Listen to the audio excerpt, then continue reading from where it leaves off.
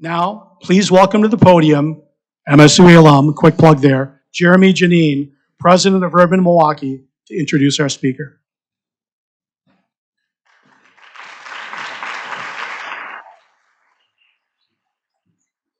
Saj will never miss a chance to mention an MSOE alum. Before we get started welcoming our guest today, I just want to pause and recognize that it's not only Constitution Day, but National Voter Registration Day.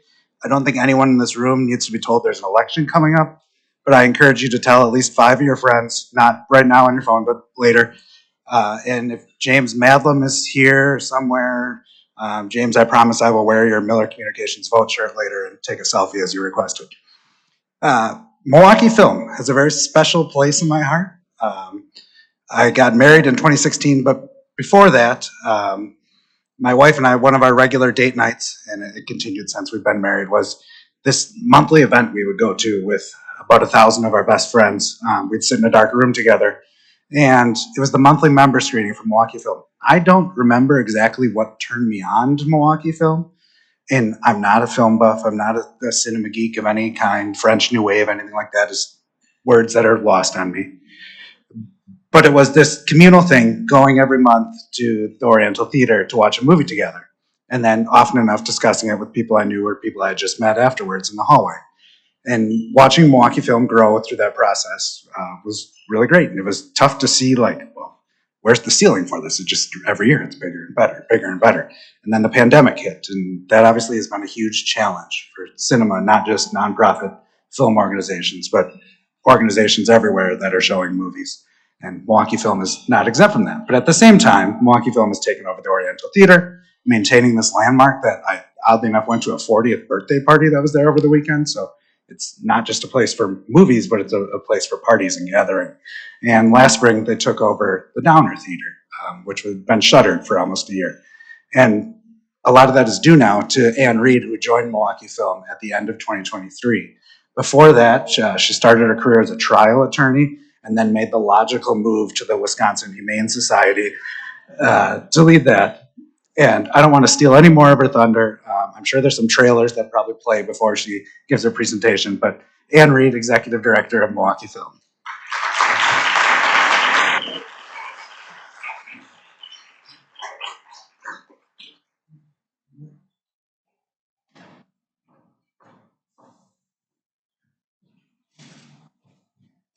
I'm so excited to be here. Thank you. How's my sound? Am I good? People in the corners? Good.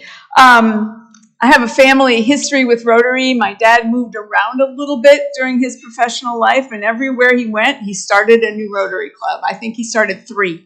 I was a member here for several years while I was with the Humane Society, and I swear that was the proudest he has ever been of me, is when I joined here. So thank you for everything that all of you do. We're going to start by talking a little bit about you, then a tiny bit about me, and then Milwaukee film. Here's the piece about you. I don't know most of you. I know this about all of you.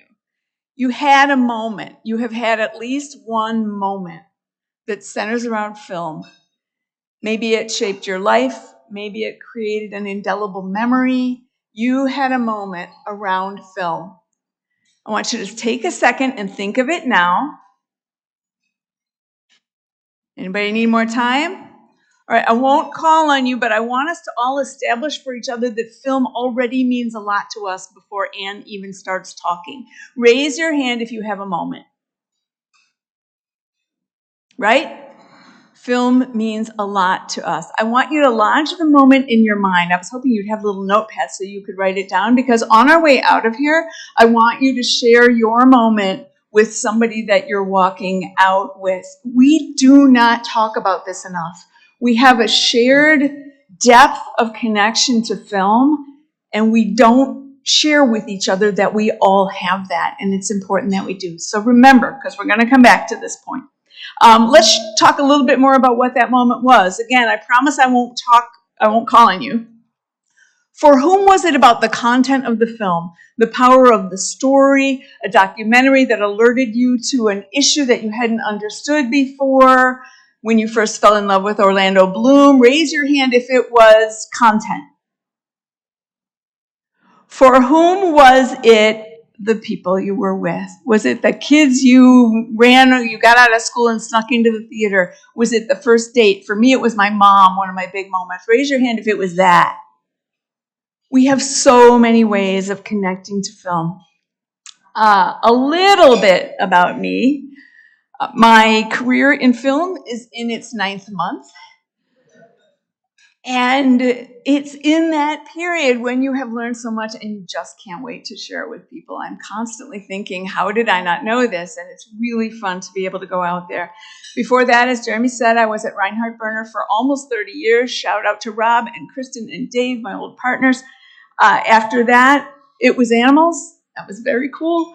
After that, from the end of 22 until last December, I was retired. Gosh, I loved being retired. For those of you who are already retired, I can't wait to rejoin you. For those of you who aren't there yet, you're gonna love it. And I'm saying this so that you, when I do leave Milwaukee Film, don't think, wow, that was short, something's wrong. The whole idea was that it was going to be a person with a long career behind her coming in. What happened was that as I became aware that Milwaukee Film was in a period of needing interim leadership, and as I looked at some of the issues that were top of mind, they looked a lot, and in fact are, like some issues that we solved at the Wisconsin Humane Society. So there was a familiarity there, and it was great to come in. We put interim on the title at the beginning. After a while, I'd been there long enough that interim felt kind of dumb, so we took it off. But I just turned 67. I have plans for my retirement. So at some point when you hear that Anne's leaving, know that that's been part of the plan from the start. But there is so much that's important for me to share. Milwaukee Film is 16 years old. That means all of us, most of us in this room, can remember Milwaukee 16 years ago, and there was no Milwaukee Film in Milwaukee at that time. A city with Milwaukee Film is better than a city without it. Here's the core of what we do. We do, just getting my clicking rhythm right, the Milwaukee Film Festival.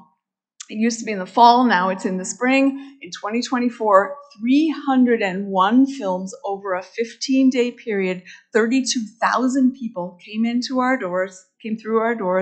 Almost 100 filmmakers and people connected with those films came to do talkbacks and interact with our community and interact with local filmmakers in a way that was unbelievably powerful. But don't take my word for it, because the readers of Milwaukee Magazine just voted the Milwaukee Film Festival Milwaukee's best arts and entertainment event against amazing competition like Lakefront Festival of Arts, like Gallery Night.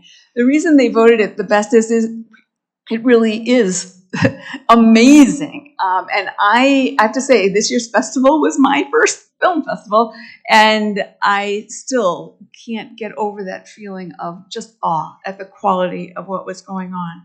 In addition, however, since 2018, there we go. I should be beeping at that thing now that I think about it. That's the issue. Year-round art house programming at our two cinemas. In 2018, Milwaukee Film took over the operation of the Oriental Theater. And since then, we have been showing art house cinema every single day in this city. What is art house cinema? What does that mean? It means the full range of the full power of what cinema can bring. First run blockbusters, yes. We're running Beetlejuice at the Oriental Theater right now. We're running The Critic, which is Ian McKellen's new film. It looks really powerful. But in addition, right now or in the next week or so, there's a new 4K restoration of the 1984 Wim Wenders film, Paris, Texas. That restoration premiered at the Cannes Film Festival this year. It's been on the festival circuit the rest of the year. We're running that. We're running programming for Hispanic History Month, of which we're very proud.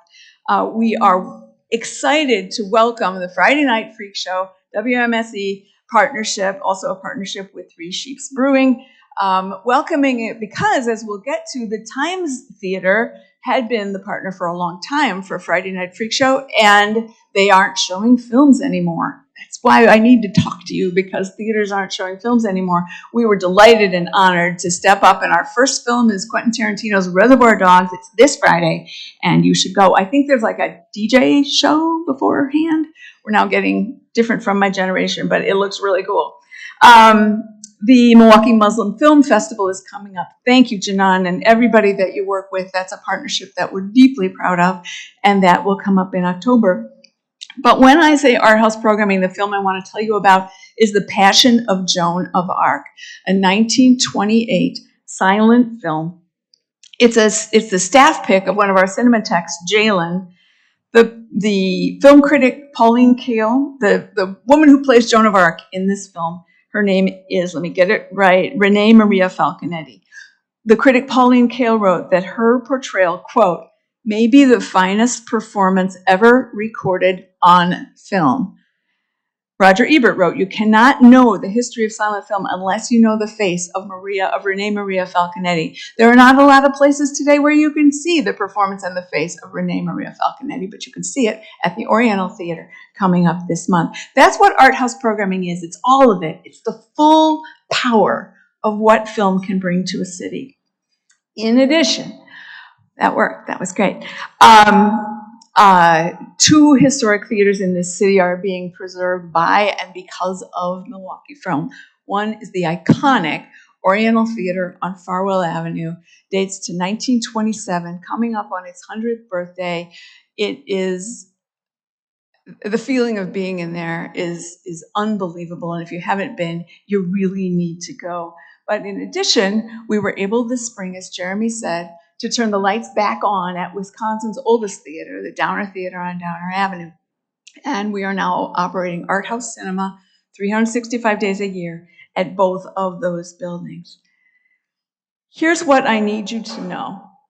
Oh, sorry, forgot the most important thing, Dialogues. Dialogues is coming up the last weekend of September, September 26th through the 29th. That's Thursday through Sunday. There's a little program book on your table, and I've got lots more. This is 35 documentary films over the course of that weekend. They are powerful. Flip through the book if you possibly can. And we're planning as many talkbacks and conversations around those films as we can do. We're very excited about Dialogues. All right, now, a little myth busting before I go farther, because I've gotten both these questions recently. What does it cost to be a member? Like $1,000? No, the entry level membership is $75. That's $75, not $75,000. $75. You can make that happen at mkefilm.org. Number two, do I have to be a member to see films? Absolutely not. Our cinemas are just like any other cinemas. You can buy a ticket online. You can walk up and buy a ticket. It's great to be a member because you get the monthly free member screening that Jeremy talked about. You get discounts on everything, discounts on popcorn, but absolutely we are not exclusive to members. Indeed, we look forward to welcoming you. Here are my two key messages to you. One, film matters. Two, film is at risk. This isn't the comparison to my work at the Humane Society is something that I didn't expect.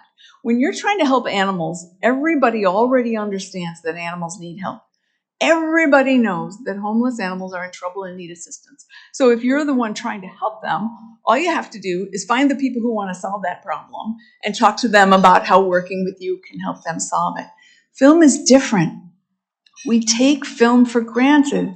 We remember what it was when we were kids. We remember its omnipresence. We remember that it was there for us. And we don't wonder whether that's going away. But I want you to leave this room knowing film is at risk. And if the power of it that we just established exists and that we share, if we want to preserve that, we have to be aware that film is at risk. Why is film important? Film brings us together. It brings us together as individuals. It brings us together as a community. Why is that important? Paige really touched this beautifully.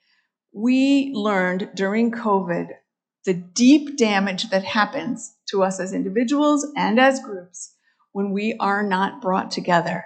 There are lots of ways to bring ourselves together But this is the Surgeon General's report calling this an absolute health crisis, public health crisis. And film is one of the things that brings us together and brings us together powerfully. What else does film do? Why else is it important? It gives us a shared language, and boy, do we need that. All we hear is people talking past each other, yelling past each other, coming from their own places and never connecting. But there is a language that we share, and while it won't solve that whole problem, it does help us talk to each other. There's a language that we already share. Tiny example I love. My daughter and I do the spelling bee puzzle in the New York Times. We work on it each separately during the day, and then every night we call each other and we make sure we get it all the way to done. A few weeks ago, the pangram word, the one that included all 7 letters, was leitmotif. My daughter's in PR. She knows a whole lot of words. She asked me what a leitmotif was. I said, it's like bum, bum, bum, bum, bum, bum, bum, bum, bum. And she said, oh, that's it. We're done. Because of Jaws, we had an instant common language to cover a pretty complicated musical concept. When we say the Germans wore gray, you wore blue, or of all the gin joints in all the towns in all the world, or you can't handle the truth, we know what we mean. We're coming to a common context, and it matters. More broadly than that, more deeply than that, we need empathy. It's you walk from the difficult world into Rotary and you're sheltered a bit, but when we go back out again, we will be going back out into a world where the fact that folks just haven't tried to even understand each other is the root of deep, deep problems. Nothing drives empathy like film. Books do, absolutely. You're feeling the life of the character you're reading about. But it's still your living room all around you, right? It's still the rest of your life. Watching television, same thing. You're still in your kitchen. In a film, you have the faces of the people that you're empathizing with, and the music, and the landscape, and the people around you experiencing this whole story. And it's not a question of moving into empathy. You are instantly, while that film is running, already there. And it matters. Film is a powerful driver of change. People became much more aware of climate change when an inconvenient truth came out. We can all think about films. This is just a quick screenshot I pulled from a list of lots of movies that actually did substantively create some changes in history. And the theaters in which film is shown matters. I love this quote. First we shape the cities, then they shape us. There is a difference between a neighborhood that is walkable and anchored by an active neighborhood theater and that same neighborhood but that theater's lights are out, and that same neighborhood but that theater is gone and replaced by a 24-hour gym. Forgive me if you're a 24-hour gym person. We need those, but we need cinema too. The life of the very neighborhoods, which in turn give us life, depends on preserving as many of these theaters as we can. I hope we're now all agreed. Film matters, and maybe matters more than we had in mind half an hour ago. What you need to know then is film is at risk, and it needs attention and help to be preserved. First, film itself is at risk. Independent films struggle for exposure in many different ways. And part of that is, are there places where films can be shown? We need those theaters to be in place so that when somebody makes an important film, there's some place for people to go to show it. And we'll get to in a minute why it's important that often those are smaller neighborhood theaters. Quick aside, because this I get all the time. Well, streaming killed film, didn't it? The answer actually is no. This is box office numbers nationally from 2000 to last year, 2023. So 23 years of box office numbers. The red arrow is roughly when, nobody's exactly sure, when streaming became more popular than DVDs in terms of home watching versus box office cinema ticket sales, which are the blue bars. And as you can see, when people started streaming all the time, box office didn't fall. In fact, I keep reading, and I think this is probably true, if you're making a feature film, it won't succeed in the streaming market unless it also had a theater release. The typical way to get a big film out there is to have it be both. So streaming isn't the problem. COVID was a problem. The fact that when everybody left during COVID, the ones who knew they missed film and wanted to come back right away, they came back as soon as they felt safe. The people I talk to all the time now are the people who kind of the water of life closed over the hole that not going to films anymore created, and they forget how much they miss it. And my pitch is always just come one time, just come to see The Passion of Joan of Arc. You will remember what this meant to you. It's cool to be talking to business people because, like so many things, this is really about the business model. There are two kinds of models of how we see films in theaters today. The multiplex model and the art house or independent or neighborhood cinema model. And you need to understand what the differences are. They're both important. They both should succeed. It is not that one is better than the other. It's that they must both continue. In the multiplex model, what has happened in the last, 30, 40 years maybe, is that America has self-segmented in many ways. Back in the old days when Humphrey Bogart had a new film, every single person who liked film wanted to go see it. Last year when Barbie and Oppenheimer came out, there were the folks who went to Barbie and the folks who went to Oppenheimer. Some went to both, but very much we now don't all want to go and see the same film. And that led to the development of the multiplex, because in a multiplex, you can show the films and hopefully get all the people, but now you're showing them more films in order to make that happen. You're showing primarily first-run films, not absolutely entirely, but primarily. You're having a higher average attendance because all those films are getting marketed in, you're seeing reviews in all your magazines and all your newspapers. People are talking about this new first-run film, and so people are coming to those. You're getting longer runs. Barbie's going to run for several weeks or in your theater. It's a long run. And you have fewer staff needed. I want to pause and explain what I have learned about the job of a projectionist. That's a job. It's a profession. And here's what a projectionist does. When a cinema shows a film, the projectionist comes to work, reviews the whole film to be sure it's all in one piece with no glitches or messy parts, whether it's actually on film, which some are, or digital. And then, if it's digital, sets it up and sets the timing. So if Barbie's going to run at 7 and 10 every night for the next month, the projectionist sets the buttons so that that happens, and so that the pre-runs run before that, and so on. And then the projectionist walks away and doesn't do anything with respect to that film unless something glitchy happens. That's what a projectionist does. In the multiplex model, if The Passion of Joan of Arc is only going to run one night, which it's gonna, then the projectionist comes in and does all that same stuff and then comes back tomorrow night for the same film. The staffing model for those two models is entirely different, and you have to invest in a great deal more staff in order to be able to have the rarer, shorter run films. So just to flip over to the other side, Art House is showing the full variety, lower average attendance. I expect a lot fewer people for The Passion of Joan of Arc than I do for Beetlejuice on any given night.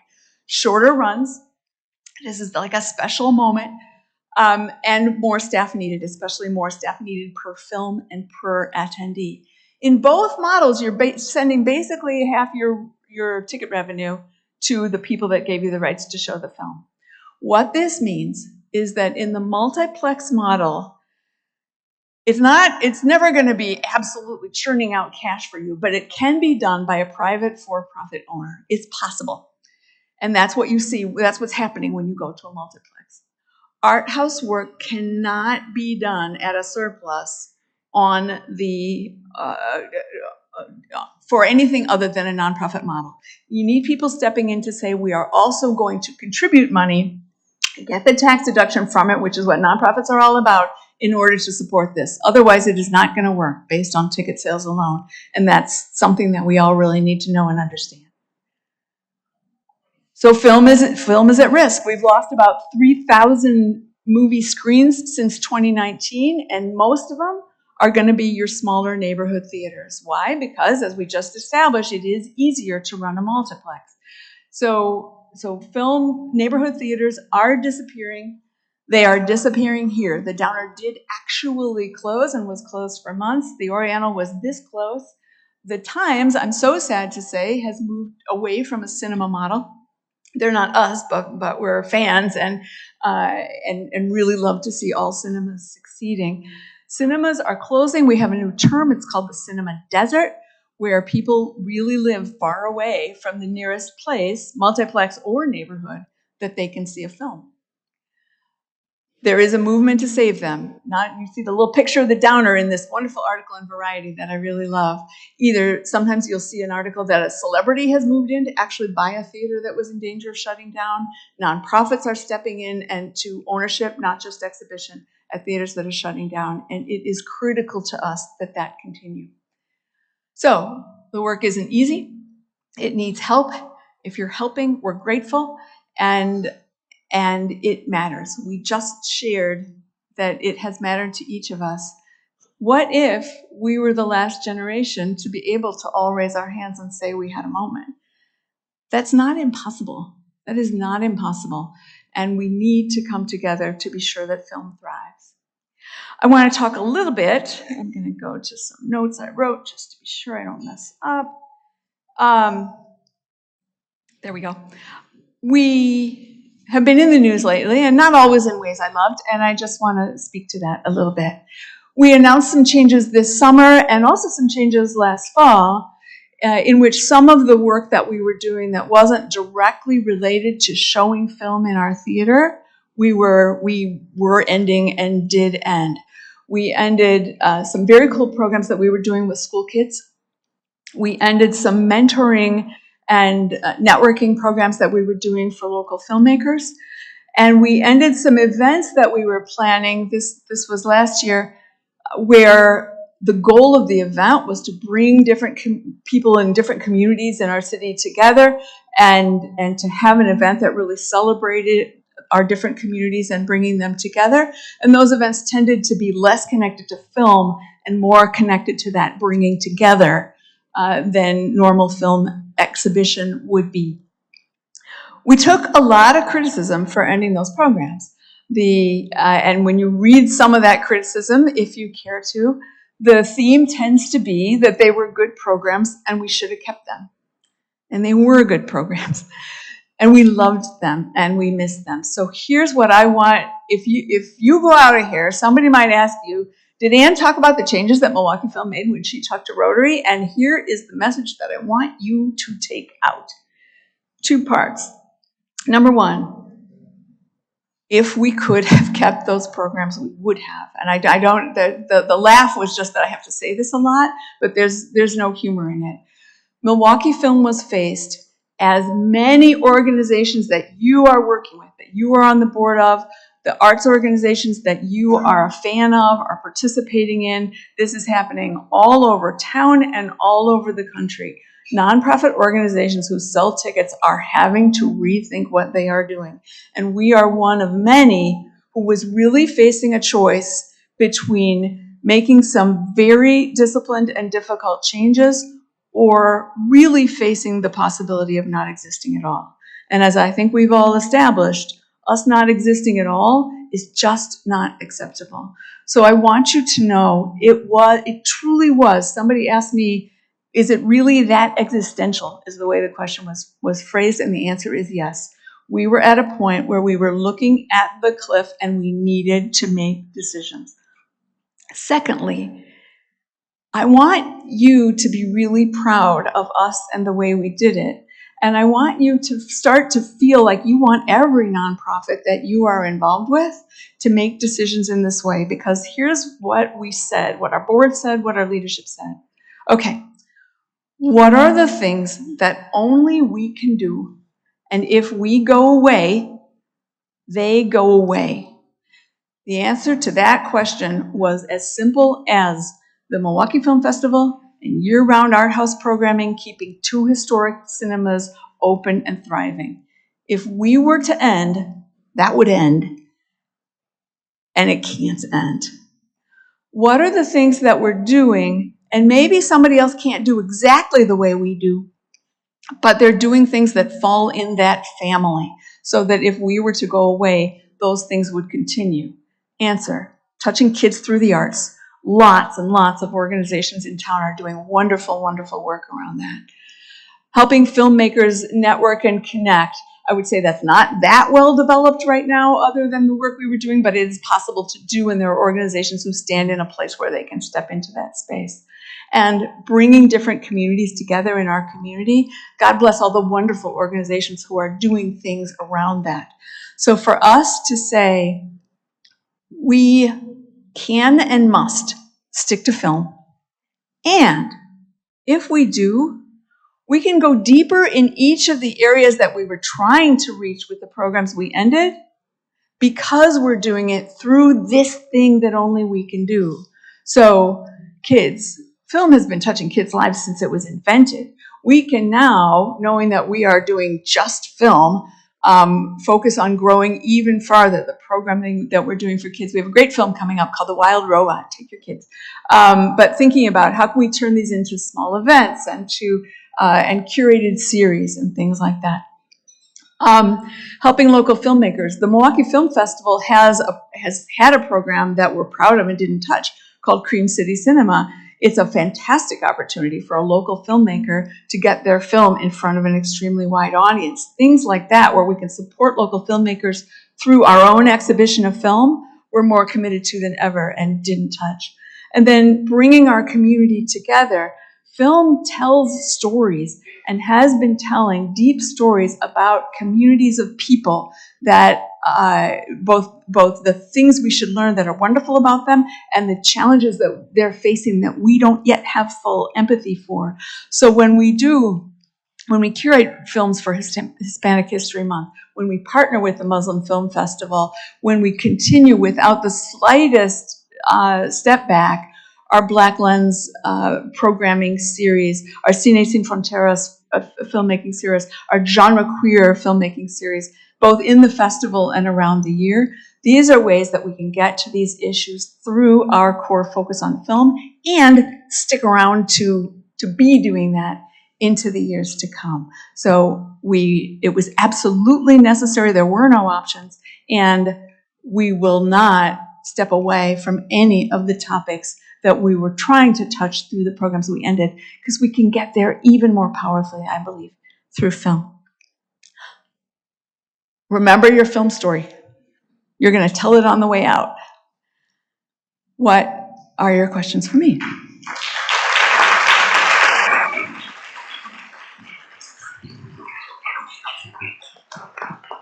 Thank you, Ann. If you have a question for Ann, you can use this microphone here for our Q&A session. And as always, please keep your questions concise and topical. Thank you.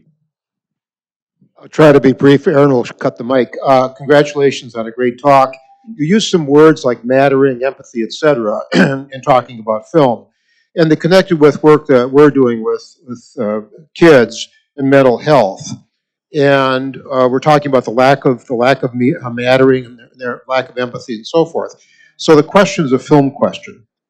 We're working with the Packers on the Green and Gold Emerald City for mental health.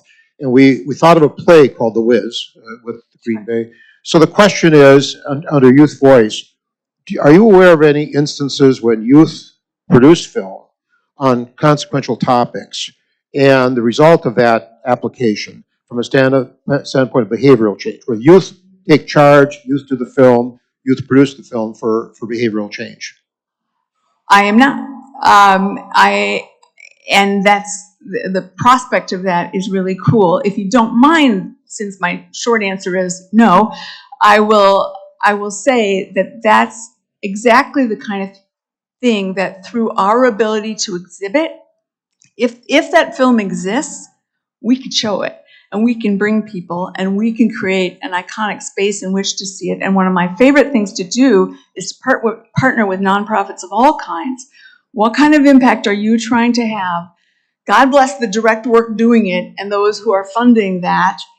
I hope that continues. And you can get the message out through a film, and we can help you do that. So in the documentary festival, the books are there. We have a film called My Sister Liv, I think it's called, I'm forgetting the sister's name. It's about suicide.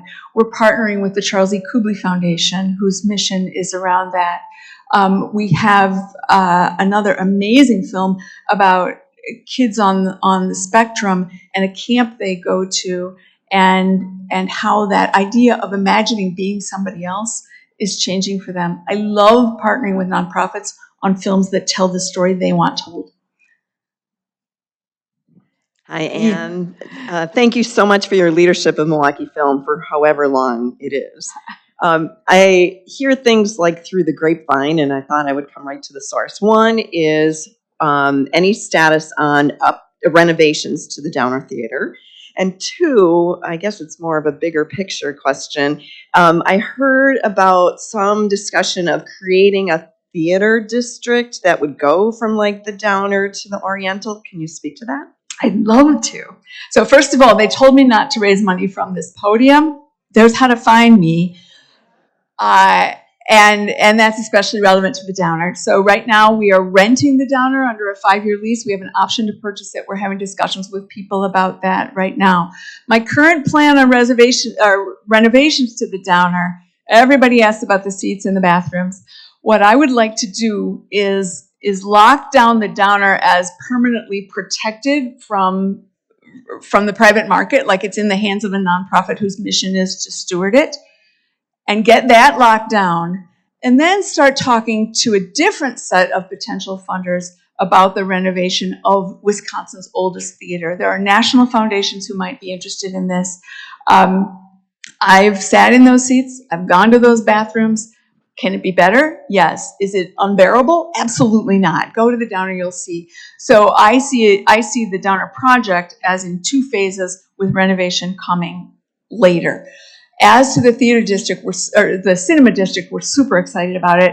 Haven't gone that far in the specific planning, but some exciting, very, very early conversations with Visit Milwaukee about how accessible it is to name a district and make it happen. We're not at all far from the Union Theater at UWM, and we think that could be really fun to explore. Yeah. Thank you. And I feel it's appropriate to ask, what's your top 4? You know, I hate this question.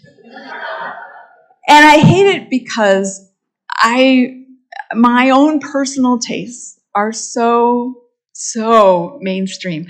And and I know some of yours are too, I am now working in a world where people are aware of films that I just rattled off Wim Wenders' name like I knew that for a long time.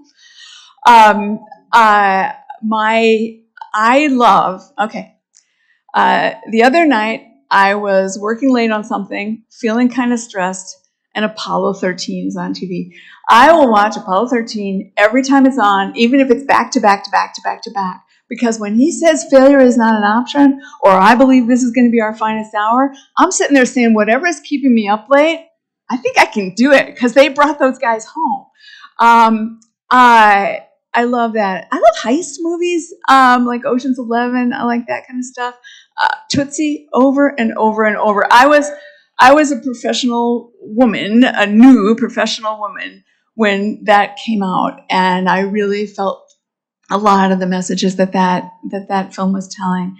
And number 4, I did watch To Have and Have Not last night. I thought maybe I wouldn't keep it on the whole time it was on, but man, that's a good movie. Thank you, Anne.